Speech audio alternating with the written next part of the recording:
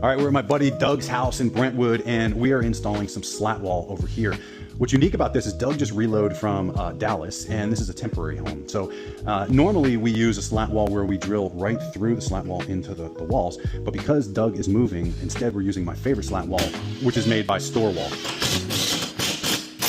What's special about StoreWAll is they've got a proprietary install hanger strip that we attach to the wall, and then we take the slat wall and we hang it on there. So when Doug finds his forever home, he decides to move, we can pull off the slat wall, take down the install strips, fill some holes, and then reinstall it at his new home, and it looks just brand spanking new. So, all right, we're back at Doug's, and he's got the StoreWAll slat wall up, and what you can see here is you don't see any screw heads. So that's what I was talking about, not needing to screw through the slat wall into the drywall. Those hangers hold the slat wall. So it's this seamless, beautiful look.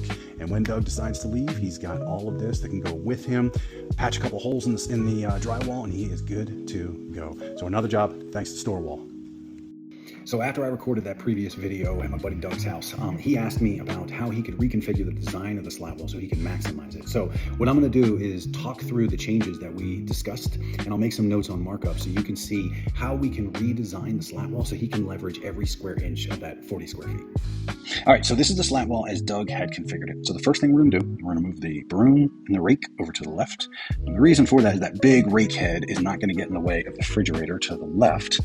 And we're then going to move the ladder over here where the broom used to be, and we're going to move it, we're going to put a hook as far right on the slat wall as possible, and essentially the ladder is going to hang off the slat wall to the right, which wouldn't be possible because the refrigerator is on the left. So that's why we flip-flop the broom and the ladder, and in doing so it frees up all of this real estate down here, which is very valuable, because what we're going to do is we're going to move the lawn chairs or beach chairs down here, put a hook on that last slat, do the same thing with the stroller, hook on that last slat, and we'll let them hang down below the slat wall, freeing up essentially all of this real estate up here.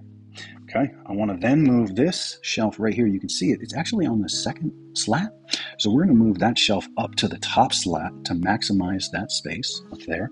I want to move these two wire baskets right there and right there. We're going to go right above the beach chairs and the stroller, freeing up all of this area in here.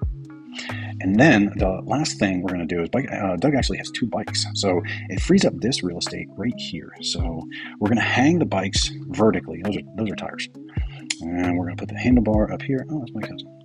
And here's the seat of bike number 1, and this is bike number 2, and we're going to invert it. So we're going to hang it from its back tire like that. So the handlebars come down here. That way the handlebars aren't clanking, and we can actually get them even closer. We can get them about a foot apart. So those few little tweaks have maximized all this. He'll be able to add 2 bikes, and it frees up all this real estate for so much more stuff. So this is just one example of how we can reconfigure things to really maximize the space. If you're dealing with a space shortage or you need help with your garage organization, leave a comment below. I'll see if I can help.